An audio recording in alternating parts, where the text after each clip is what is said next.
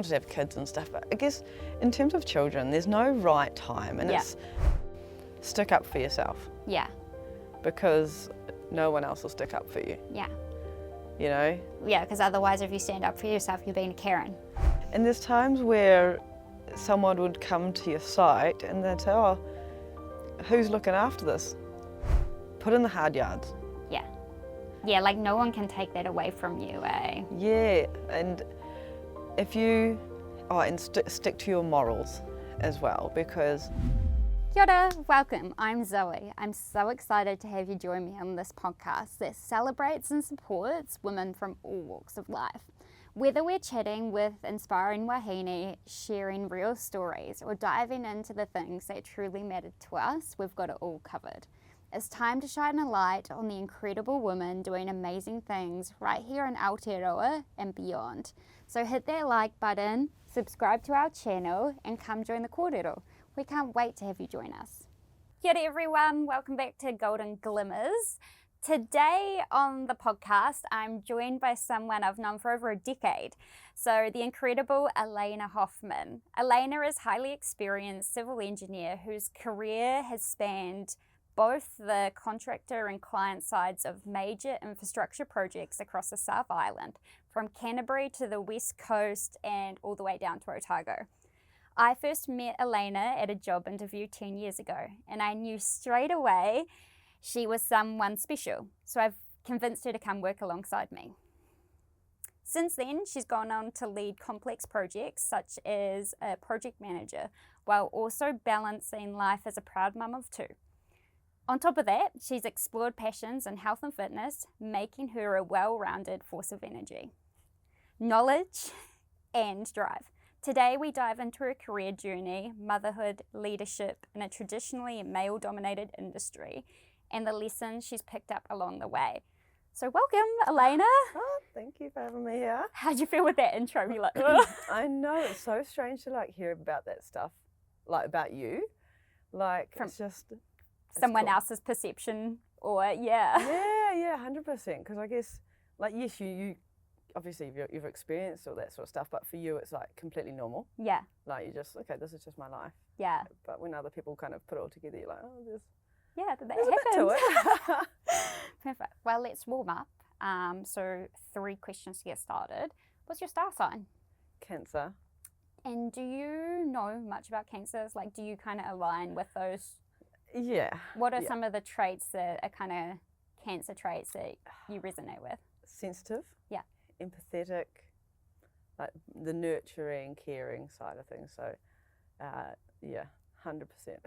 I'm a bit of that. Yeah. Classic. Okay, cool. Favorite drink? Hot drinks? Either. Let's go with anything. that. Anything. Definitely coffee. Yeah. Nice. What's your coffee order? Flat whites. Oh yeah. Yeah. Strong one. Small and strong. Make it strong. Yeah, nice. Okay, and then the last one, if you had to choose between a spa pool, a cold plunge, or an ocean or river dip, what would it be? I reckon river. Yeah. Yeah. Nice. Just to know a bit more out of nature and that sort of stuff. Yeah. And you're from the coast. Yeah, that's what we grew up doing. Yeah. What else is there? Yeah. No. Yeah. Cool. Okay, cool. Well, I'm super excited to have you on the show. Obviously, I've been trying to make this happen for 2 years now. I know. And I'm so excited. Just a quick little shout out. Elena's actually wearing one of our Gold Work t-shirts today, which is super cool. And then side note also, put your footer. So Jenny, who is a mutual friend of both of us, we're both wearing her socks coincidentally. Tell me a little bit about your childhood. What did that look and feel like growing up on the coast? It was a lot of fun. So we moved to Greymouth, my family and I, when I was about 2. Where did you move from? I was born up in Blenheim. Right, yeah, So I didn't know that, I don't think. Yeah, yeah, because you're from up in Nelson Way. My parents were in Nelson for a bit, and then I was born in Blenheim and moved to Greymouth, and we lived in a house bus for a short period. That's cool. Yeah. Yeah, when we first moved. I don't really remember that part though, because just being so young. And so then I guess settled into a house. And the coast is a lot of fun, and I feel like it's such a safe place when you're young and it's small, so your friends are, I used to always just walk to my friend's house after school and that sort of stuff. And yeah, just mucked around. What did you get up to? Like, how did you spend your like school holidays and after schools and stuff? What did you guys get up to? You spend like quite a lot of time obviously at the rivers, down at the beach, hanging out in the forest. What are you, Yeah. So my parents, they bought a section, and I guess from some of my younger memories are Dad was tinkering around building sheds and a house and stuff there, and myself and friends would just go play in the bush or would walk down the back. And I remember it was funny, my mum actually pulled up a photo the other day of, I found like bones. They were just like possum bones or something like that, and I was so fascinated for so long. I like grabbed all the bones, brought them inside, cleaned them all down, and like put them all alongside each other. Don't worry, girl, I'm not judging you. I used to collect cicada shells. Like, if you think that's a weird hobby, I think I can one up you. Right? Yeah, I know, but it's just like, I don't know, that's just what you did back then, and like there was no social media and all of that stuff like there is now. And I'd go to my friend's house quite often. I'd probably be at my friends' places more than I was at my place. Yeah. Down the beach and yeah. Did you play sports growing up? Oh yes. Yeah. What did you get up to? Everything. Yeah. Like, I know that you're Sporty Spice, but I actually don't know what you did when you were like, kind of primary school. Oh gosh, yes. So I was quite into swimming club. Yeah, right. For quite a while, so that took up a lot of spare time. Tennis, taekwondo, basketball, netball, softball. I didn't know you did taekwondo either. Oh, yes. I did that for a few years. Cool. Which was really cool because my brother, he did it as well. And he went a lot further, and my mum actually did it for a period there too. So that was really cool because it's like, that was our thing that we kind of do as a family. But I find from things like martial arts and sports, there's so much you learn from those sort of things that just, you can use for the rest of your life, really, those skills and the discipline and the respect. 100%. Yeah, there's like the sport and the kind of the discipline that goes around like getting good at the sport and stuff, but it's actually like some of those life skills associated with it, and like I guess in that kind of martial arts space it's quite different, but then in team sports it's different again, and how to work in with a team and those kind of dynamics and leadership and yeah 100%. And I forgot soccer was a big part of our family's life. My brother played, and my dad, he coached us. And he did our like local teams, but as well as like West Coast teams. And so I can't remember how old I was, like 9 or something, but I'd always go up a grade because my dad was coaching there. And then it was just part of what we did as a family. So that was really cool because we'd all go away on tournaments, all of us, and that sort of stuff. So yeah, awesome. It's pretty fun. And what was school like for you? How did you go? I'd say I did pretty well. I always wanted to do well, and it also almost came naturally to me. I was quite good learner. Quite lucky in that respect. There's certainly periods where I'd go more of the rebellious side, I guess, and I'd kind of to and fro from those spaces. But no, primary school was, just a lot of fun, really. Yeah, I remember. I can't even really imagine you being rebellious. Like, I mean, you don't give off, like, goody two-shoe vibes, but then in the same, like, ever since I've known you, you've had, like, a really good sense of humour and, like, charismatic and stuff, but you've also always been super driven and, like, eye on the prize and very, like, goal-focused, and obviously I've worked with you as well, so know that, like, when you commit, you're in. Yeah. You're into it. Yeah. But, like, obviously being a bit rebellious is part of the journey, for everyone. Yeah, it's part of growing up. And like, you don't know where the line is until you're kind of towing it, right? And then you get pulled back into line. Yeah. And you learn from that and carry on. I guess through high school, I certainly was the kind of person that if I had a goal or I wanted to be involved in lots of different things, like the 48-hour famine. Oh, yeah. A lot of the fundraising and that sort of thing. English was never really my strong suit. I was certainly more math, science, Surprise, PE. surprise, you're an engineer. I know. English is probably one of the only ones I've failed. Yeah. Like some exams, I can't even remember what it was.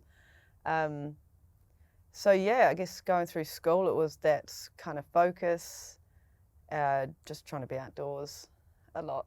Yeah. Yeah. Okay, cool. And then kind of going into your later like high school years, those are all like kind of pivotal moments and stuff, eh? So when you were going through school, did you know what you wanted to be? I always thought I wanted to be either an architect or a physio. Yeah. But also, it didn't quite fully sit with me either, because I didn't want to be just in an office. Yeah. Or, a clinic like a physio. But I guess through school, there wasn't that many other opportunities or, opportunities in construction. Just, we didn't discuss that, or, it was never on the table through school. So, I guess I got to sixth form, and I was going for head girl, and I was just going to go to uni and do a degree in whatever it would have ended up being, because that was just what was normal at the time. Pathway, and kind of what was expected. You go to school, if you're getting good grades, you're almost expected to go to uni and carry on, that sort of stuff. And then one day my dad, he found just an ad in the paper for Opus, which is now WSP. Yeah. And that was for a cadetship for civil engineering. And he said, this could be good for you. And so I went along to the interview. I didn't even really know that much what civil engineering was or what it could turn into in the future. And went to the interview, got the job. Wait, did you do seventh form, or did you start your cadetship before? Yeah. Yeah, that's cool. Yeah. So I skipped seventh form. Yeah, nice. And obviously your parents were like supportive of you doing that as well, which is mint. I know, it was really cool. And Opus or WSP, they were very supportive of the cadetship space and training and getting that qualification, which is really cool. And so you could do the cadetship while you were still on the coast, or did you have to move? Yeah, 100%. So it was working full time, and then whilst you're studying for a diploma in civil engineering, and would just go to Christchurch for some block courses a few times a semester and for exams as well. So yeah. Cool. Yeah. And how did you find it? Like, how did you find all your bookwork and stuff? Did you enjoy what you were doing, or were you just kind of looking to finish, or what was it? No, I quite enjoyed it. Yeah. I've always had quite a curious mind, I guess. And especially subjects like hydraulics and structures, I like to understand how the things that we're learning can actually be applied in real life situations. And so the diploma was 4 years, part-time studies. Yeah. And then I decided to do my degree as well, which I also did that part-time through the University of Southern Queensland. Yeah, cool. That was definitely a step up, especially the last papers. It was, some of the papers were quite challenging, but I was quite lucky to be in a space where, because I'm working in the industry at the time, and I was surrounded by qualified, experienced engineers and other people, I could talk with them and, would work, they'd kind of help me work through some things, as well as the things that I was learning, I could apply them immediately to the work that I was doing. So I think, so it was like ideal. real life experience, which can explain things rather than like just constant textbooks, eh? Like just having that balance to be like, oh, okay. Yeah, exactly. And I think by working at the same time as studying, I think that also helped me in terms of the study itself. Yeah. Because 100%. That's what I was going to ask you is, well, firstly, would you recommend for people to follow that pathway around doing a cadetship rather than necessarily just going straight off to uni and doing that path? You would recommend? Yeah, totally. And then how did you find, juggling the actual mahi involved with having a full-time job and then making all the study work, right? Because that's going to be like something that I think people would find relatable, is just like that juggle struggle. Yeah, 100%. It was difficult in terms of time. Like I had no life for a few years. Yeah. I was still living on the coast and had built a house at the time. So I was going through my degree and working full time. And so your weekends or your evenings, it was study. It was watching lectures, it was doing your workbooks. Yeah. When all your friends are like off partying and traveling and doing all of that stuff, it's quite hard. Yeah. Yeah, cool. And what would you say was like one of the best kind of like lessons from that, or like what was the best kind of outcome from that little stage of your life? I learnt perseverance. Yeah. And knowing that whatever I put my head to, I can do it. Yeah, cool. And I will push, and I'm really restricted by the amount of hours that are in a day. Super annoying how you have to sleep. So inconvenient. I got shit to do, folks. I know. And I decided, so obviously I had a passion in fitness and the gym as well at the same time. And so I also decided to do a certificate in personal training at the same time. Just to fill in a little bit of your extra time. I know. Yeah.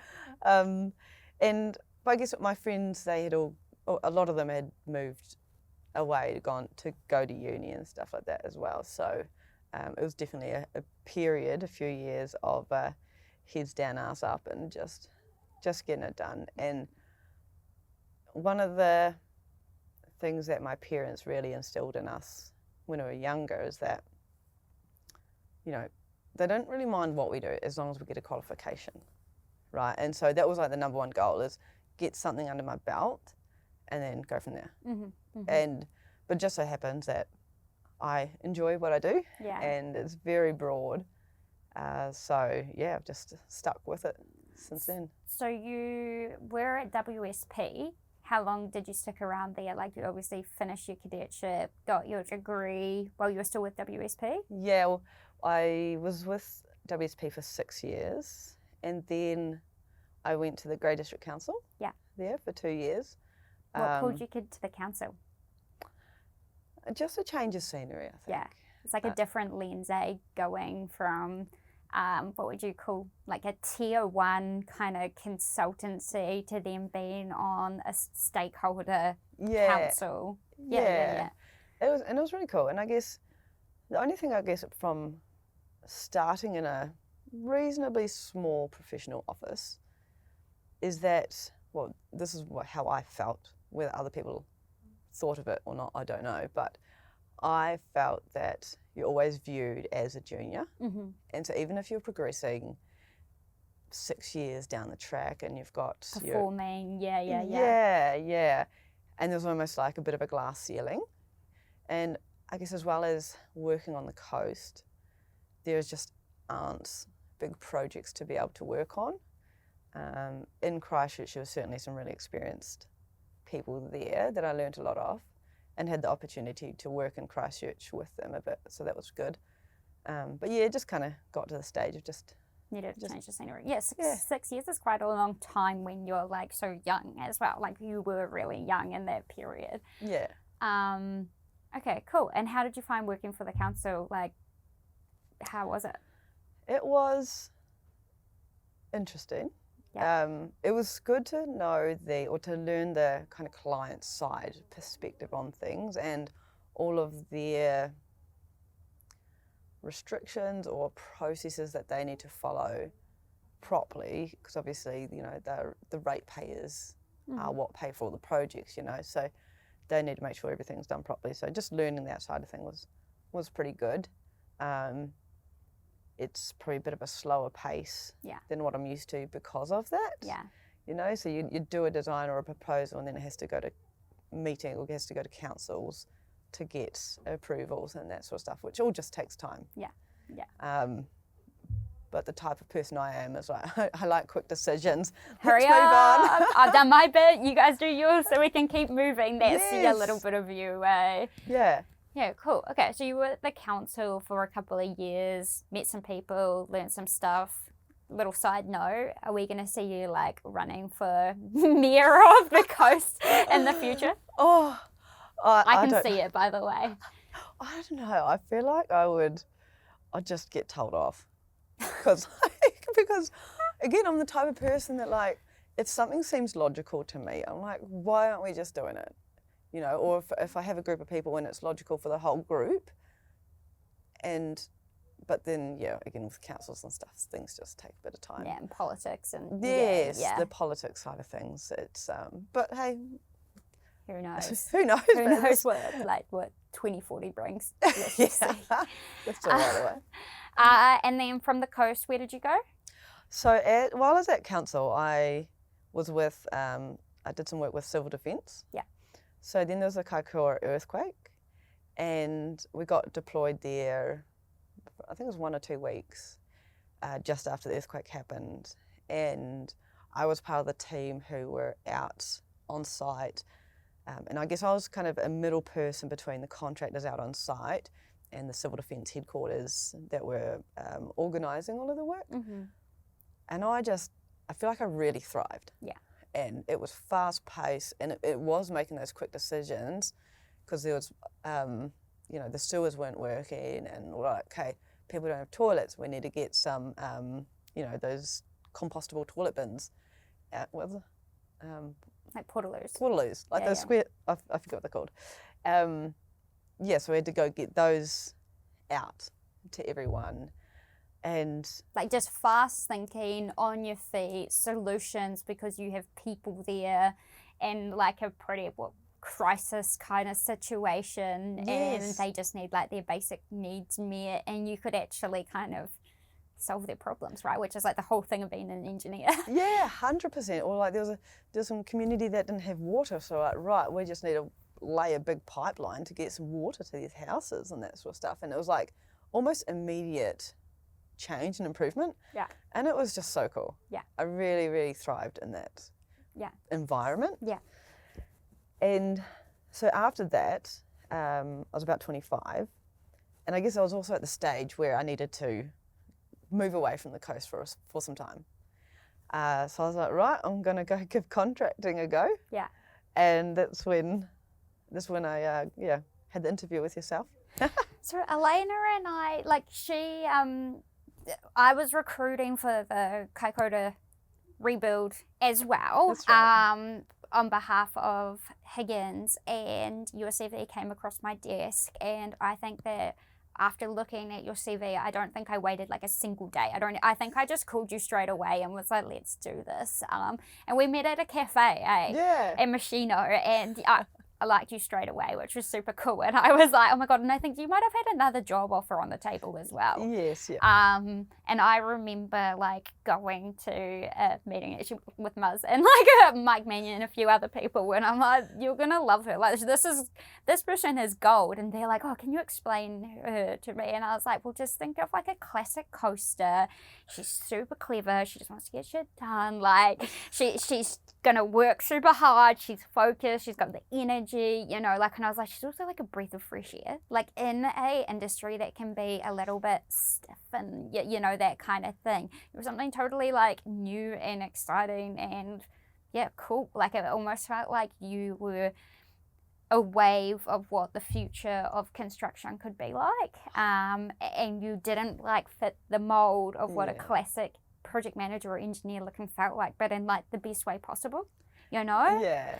And like another reason why I wanted to get Anna to come along to like listen today, because I'm like, Oh, that's so sweet. That's so cool. cool.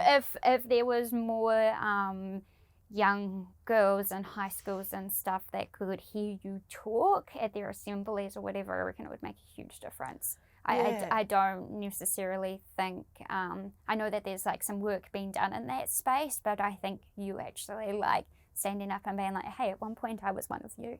And I didn't really know that these pathways were like an option, but they are, and I did it and you can do it too. Yeah, 100%. And when I was making, when I was leaving high school, or said that, told the school that I was going to, the careers lady, she's like, you're making a mistake, you need to go to uni. You need to stay here for another year and then you need to go to uni. Yeah, right. Even with like a cadetship with someone super reputable, like WSP is not like some like cowboy outfit, like they're legit. I know, so I was like, well, stuff you, I'm just going to go. Yeah. And I don't know, for me, those kind of comments, sometimes I might dwell on it for a couple of hours, but after that I'm like, screw you, I'm going to prove you wrong. I'm just going to go smash it. Yeah, nice. Okay, and how'd you find your time at Higgins? It was so good. I loved it. There was, and I think, the interview that I had with you right at the start, I just remember being really motivated and excited, and you brought this energy as well, and obviously you're the first person I had met from the company. Thank you.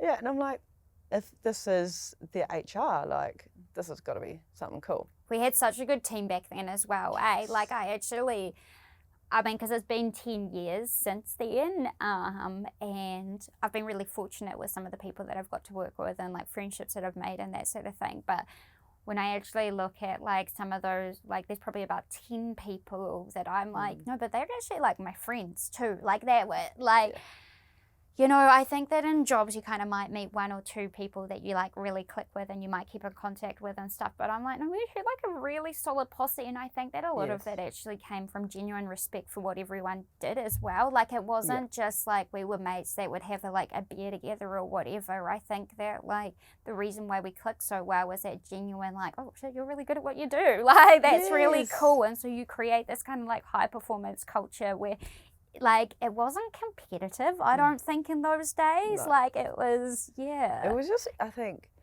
everyone got in the trenches together, and from that there was so much camaraderie that we built, and obviously like the branch went through some tough times, but again from that we just hustled, and yes, there were some times where burnt out or very close to it, and but there was also some really good times, because what I like about working on especially bigger projects is that yes, there are some days that you're working 12-hour days or whatever, or 60-hour weeks, but at the end of it you see so much accomplishment done, and just the feeling afterwards, like going to the pub for a beer on a Friday afternoon, and it's just cool.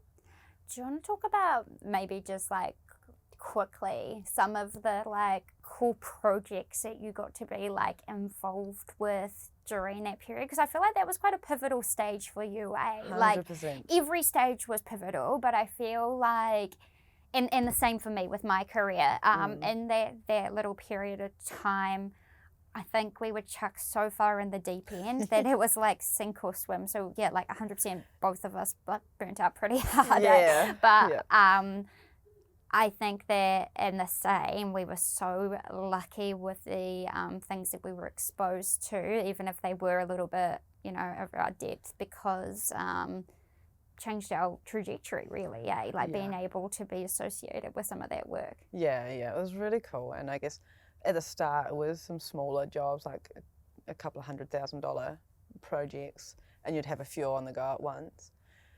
And then after that would be some of the cycleways projects. Yeah. So they were difficult. Yeah. They were difficult. They were very complex in terms of a lot of different types of work. So you'd have like drainage, water, power, traffic lights, pavements, Communities. a lot of community engagement, that sort of stuff. So that was about $5 million, I think, and about a year duration. And another project that really springs to mind is the guardrail, so widening and wire rope guardrail on State Highway 74, I think, out Burwood. Yeah. And as part of that, so it was an NZTA project, and we got a fair bit of recognition during that time. So we had I think we got a Health and Safety Award from NZTA. So that was really cool, and I think that recognition helps build that environment with the team, and it helps them stay motivated and be like, we're doing the right thing, we're doing really well. And we got a visit from Julianne Ginter, I think is her name. She's a politician. Oh yeah. Or a minister.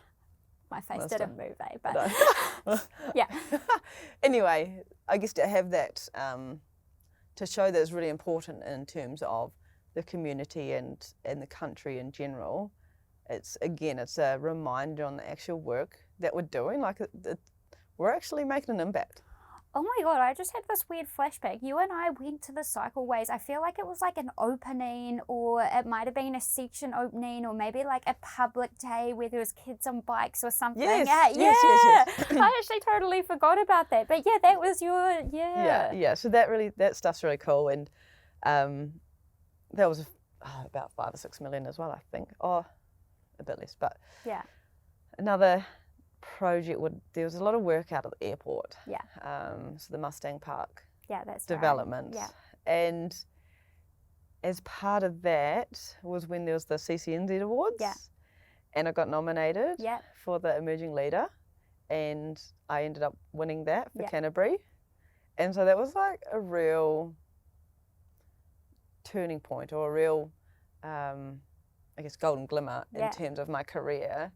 And even now, sometimes I think about it, and I'm like, in times of difficulty, or when I doubt myself, I'm like, no, actually, I can do this, and I have done it before.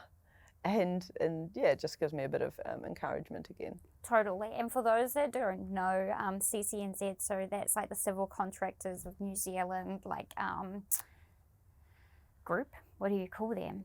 Federation. Federation, yeah. So that within the civil construction game, that's like the biggest group that I would say is like the most reputable for recognising projects and awards and people. So Canterbury is a big contracting place for New Zealand, so to win that award is major, right? Like there's so many construction businesses here, a lot of up and coming smart talent and stuff. So I agree, that was a really cool moment for you, but also well deserved. Like you weren't ever someone that was coming in at 8:30 and leaving right on the dot or anything like that. Like there was a lot of late nights. I remember sometimes like still being at the office late, you would like go to the gym and then come back. I did. Do you remember those days? Yeah. I did. Luckily, the gym was just down the road. Like it wasn't an easy ride, and so I think that award was really well deserved. Yeah, thank you. And then where did you go from Higgins? I went down south.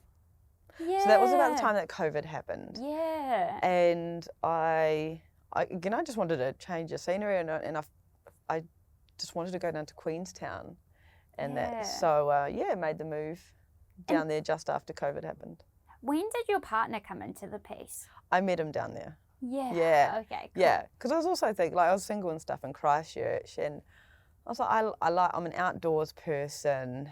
Christchurch isn't really for me right now, and I was like, You've done your time as well, eh? Yeah, and I feel like because we put so much effort, so much work and we worked hard, we play hard there, and I was like, right, time to just go to the mountains, and so I did. Yeah.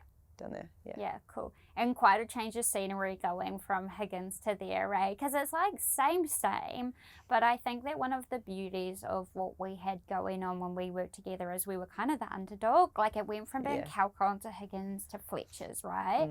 And so Calcon was just like a very reputable business within Canterbury, but they were like super bougie kind of gear. It was always like flash and slick and stuff, and they were really site works. And so then when it went to Higgins, it was like, oh, we're like a tier 1 now, so let's like saddle up and let's get some NZTA jobs. And like it was this massive step up, open the asphalt plant, the whole shebang.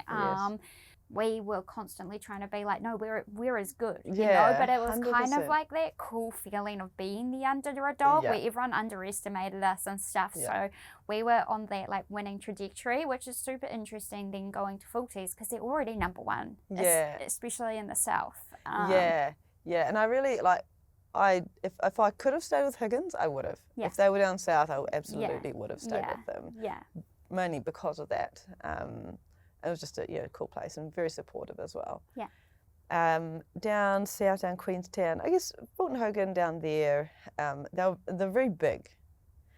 But the team that we worked in, the way it was structured is different. So we had like a core team just of project managers. So that was kind of cool as well because I guess as a project manager, you're almost in this middle space of you're not in like corporate or senior leadership executive type positions, but you're also not on the ground. And so I feel like you get a lot of shit from above and sometimes you get a bit of shit from the ground as well. A little bit.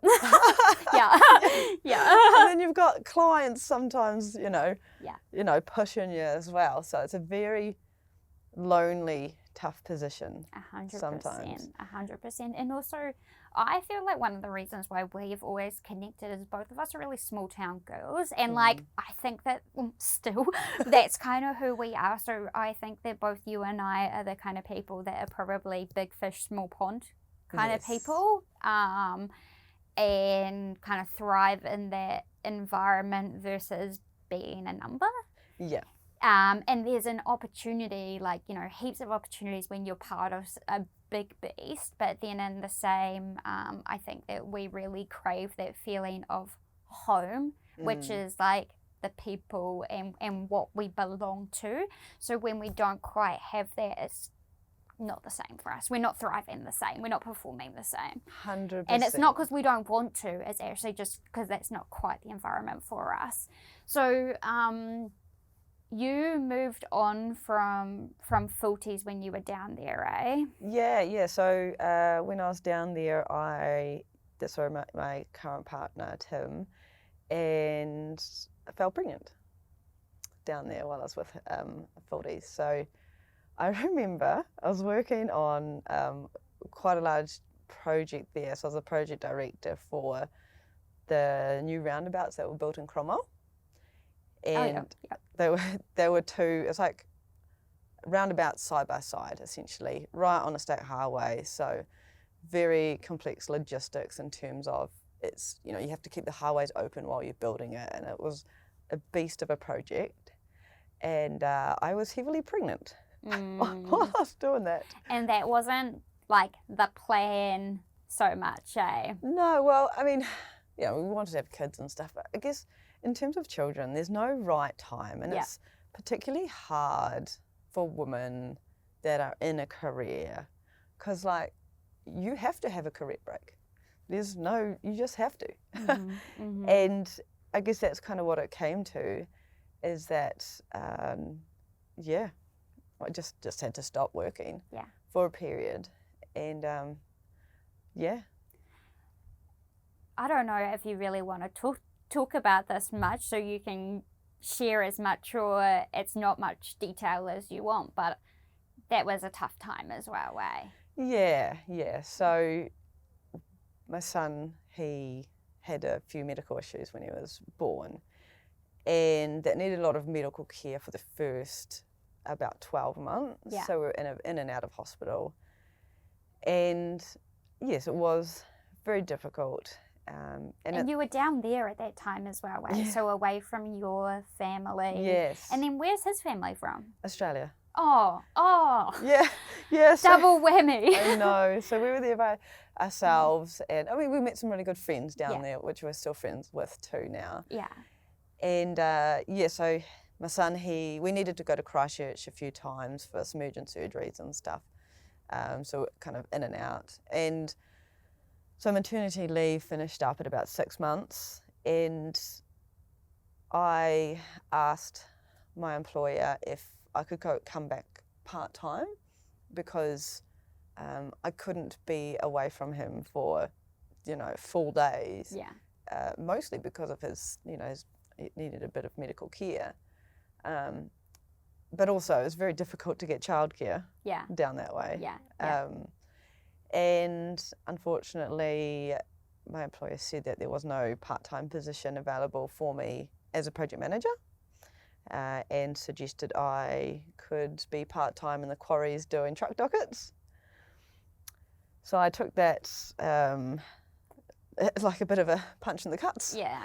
To be honest, I was a bit gutted.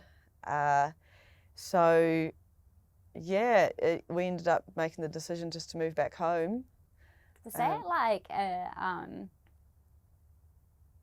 that would have been like a really big challenge, eh? Because you've done all the right things. Like, you've been loyal, you've worked hard, you've done the study, you've done everything that like we got preached to, that if we did those things, we would be good and we'd be looked after and all that, eh? So when they can't do their parts, and it kind of blindsides us a little bit, eh? Oh, yes. I was not expecting that, to be honest. So you went back to the coast? Yeah. And it made sense as well, because my mum's a nurse, and with my son and stuff. So, and because I had a house there anyway. Moved home, and, looking back, it was just meant to be. It was just meant to be that... Yeah, that was the push home. Yes, totally. And that, it just made sense that, to be closer at home. And don't regret it one bit. Yeah, nice. Yeah. Okay, and then how was the transition home? Like when you got there, like what did it take a while to kind of figure out if that was the right thing to do or not, or is it pretty clear? No, it just clicked. Yeah. And because a few of my friends, they had also had children, so they've moved back home. Mm-hmm. And my partner Tim, he had never really been to the coast before, so for him it was all kind of new, and we'd all go on walks and stuff like that. So it just worked nicely, and I managed to secure a part-time job. I did a bit of personal training first, and then I managed to secure a part-time job back in construction. Yeah. While I was there. So is that where you are now? No, this was with Isaac's. Oh, yeah. For a period that's there. right. Yeah, in between. And then I had another child. Was I a reference for you, or did I introduce you to Jeremy? Yeah. I was like, wait, no, I know this. But and you did manage to get a part-time thing, eh? Which is and cool. I was so thankful to them for that, because it just sucks that women are in this position where like we cannot go back full time, and even if we wanted to, like it's so difficult unless you put your child in daycare 5 days a week. But who wants to do that, you know? Mm-hmm. And it is just that pull on the heartstrings as well. Like, you don't want to be away from them for that long. Yeah, like that mum guilt, eh? And like, also just to touch on it, like it's not that there's anything wrong with doing truck dockets, but when you have spent so many years working toward this, and not just working, but like really busting your ass to get there, and like just having to jump over hurdle over hurdle over hurdle to get there, and then to have that that's super challenging, eh? So you did some stuff at Isaac's. Yeah. So they had the roading contract there, and I helped them out for a while. But then fell pregnant again with number 2. And but again, Isaac's were really supportive in that space. Yeah. Went off on maternity leave again, and then I I went back to Isaac's briefly after returning from maternity leave, but then it got to the point where I was ready to get more hours than part-time, and at the time I think Isaac's were just a little bit quiet and just didn't have that much work on to enable me to do that. And I also got shoulder tapped by my current company to jump on board. So what are you doing now and who for? So I'm a senior project manager with Westroads. Oh yeah, yeah. Yeah, cool. On the coast, and so I look after the utilities maintenance contracts, both in the Grey District and Westland. So you're at Westroads at the moment and you're enjoying it? Yeah, it's definitely a challenge. Yeah. Because it's a type of work that I've not done before. Yeah. So I've never worked on a maintenance contract directly. Like I've been kind of involved and I know what they do, as well as the utility space is pretty new. Mm-hmm. I've always, like the projects I've worked on always have some aspect of underground pipe work, water installation, sumps, stormwater and that sort of thing, but never like drinking water treatment and sewer treatment and that sort of stuff. Cool. So I'm enjoying the learning that I'm getting there for sure, and because it's stuff that I've studied before, like you study about different water treatment methods and that sort of thing, but never applied it. So this is quite cool. Nice. That's quite cool. But the grey one is a new contract. We took it over in July last year, and so the first 6 months was really, really difficult because we were somewhat understaffed, and there was a bit of stress in the team. Yeah. Setting up a new contract, it's just a lot of work, eh? Yes, yeah. But since then, we've employed some new staff, and the team's really gelling together well now. Nice. So enjoying that for sure. Perfect. Okay, 2 questions for you. Well, actually 3 questions. What do you think's next for you? Like, where do you kind of, without, if someone from Westroads is listening, I'm not going to tell her to quit tomorrow and come work at Downer, but it's tempting. But yeah, what do you think, like, what would you like to do? And how would that look with raising your 2 little kids and, It's difficult. It's difficult to think, like, what is next, just because what I'm into now is relatively new. Yeah. So either I continue to grow in the space that I am in terms of the utilities side, or I do quite enjoy project work. Yeah, I was going to ask, like, do you see yourself kind of going into that, like, branch leadership or in that space, or do you think that you're going to be one of those, like, sexy projects people? Yeah, I think I'm more a sexy project person. I think so too. I think that would keep you like excited and engaged, and also because you can like start it, have some challenges, finish it out, and then move on to the next day. Whereas that branch management space, I mean, like, I don't know, there's 2 different kind of like personalities and skill sets. I think that you could do both, but it's a lot of like kind of going around in circles a bit of time, eh? Yeah, and I like problem solving. Yeah. And especially like on the ground. Yeah. I like being out there and finding an issue, like sometimes there's service clashes or something like that, and then figuring out how we can actually physically do the work and continue or change the design and work with the engineers and that sort of thing to make sure it'll work. So I quite enjoy that space for sure right now. Not to say that down the track I want to get, maybe I want to get more into management then, and it depends on the company and if I can have impact still. And I think that's one thing that I enjoy is being able to help others and have an impact. Yeah. Like I couldn't sit back and just do paperwork stuff for myself. Or if I see someone struggling in a project, I'm like, I can help you. I want to help you. Like, give me that. Yeah. Give me that ability. Yeah. Classic. Two more questions.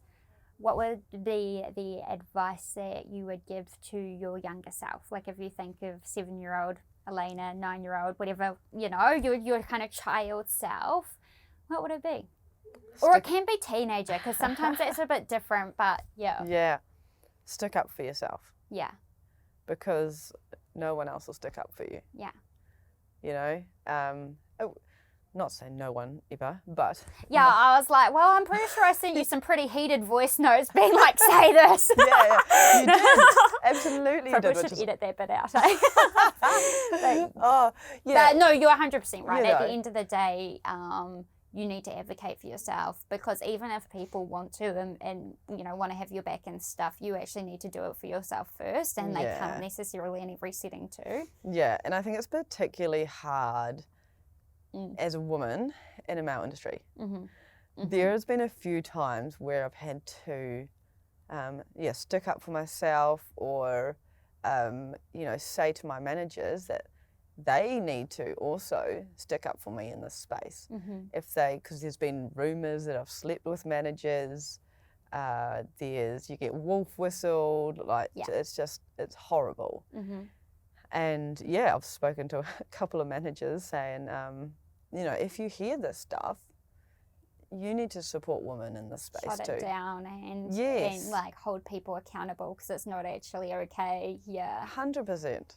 Yeah, and without having those, those male role models in the space, like, they're advocates for us as well. Yeah, 100%. Well, they kind of set the tone, right? Yes. Yeah, because otherwise, if you stand up for yourself, you're being a Karen. You're like, well, actually, no, I just have a little bit of self-dignity, and I'm not going to get treated like that. Yeah. And it's not actually okay. And there's a lot of it in our industry as well. Like, it's a little bit different for me because I am a support function, but you're a female in the engineering project manager's role. So it is different again. Like, yeah. And I think also, people have said inappropriate stuff to me my whole career, but then in the same, I'm HR. So it's like... It's just like fine line where I'm like, if you really fuck with me, I'm going to fire you. But you put up with a lot of shit, And I think there's this fine line of you kind of just being like, pick your battles, and it's not worth my time and energy. But then also, like, there are times where it's actually not all good. Yeah. And there's times where someone would come to your site and they'd say, oh, who's looking after this? And I'm like, I am. They're like, oh. Mm-hmm. Mm-hmm. And I think about it, and I'm like, it's not their fault. It's just the way that, like, it's not normal to have a woman, a female project manager, or a female person in construction in general. It's getting better, but certainly still difficult. Yeah. And the last question I had for you is, if there was someone that was keen to kind of walk down the same sort of pathway as you and end up being an engineer or project manager, or end up in this space, I think particularly like females, but what would your advice be? Put in the hard yards.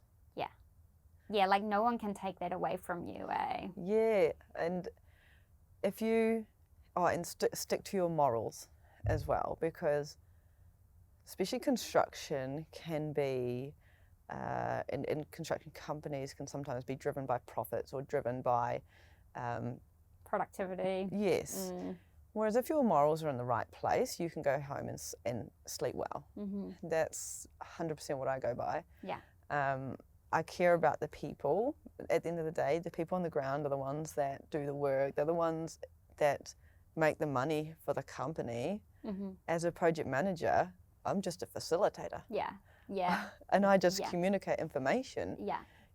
And so work hard and stick to your morals. And really like build those relationships up and down, eh? Like I think that sometimes people are so tunnel visioned on like, getting to know the big dogs and that sort of thing. But actually like sometimes those relationships are more powerful. And also you make them look good, they make you look good. Yeah, and there's more job satisfaction, I think, when you have good relationships with your staff and your colleagues. And again, it's building that camaraderie and it's getting through those tough times together and not throwing each other under the bridge. Yeah.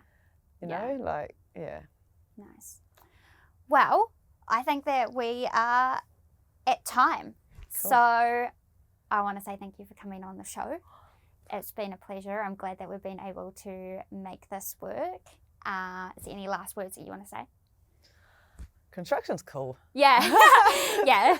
Like, there's some good times and there's some bad times, and it's not an easy industry, but it is cool. I mean, like, we're still both in it.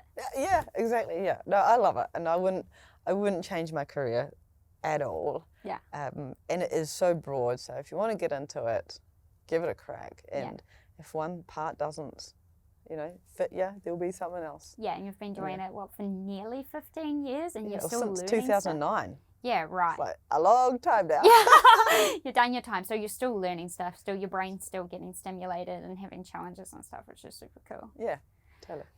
Well, thank you, Elena, and to our listeners, thank you so much for listening. This episode will be available on Plains Media, Spotify, Apple Podcasts, and you can watch it on YouTube. So until next time, thank you.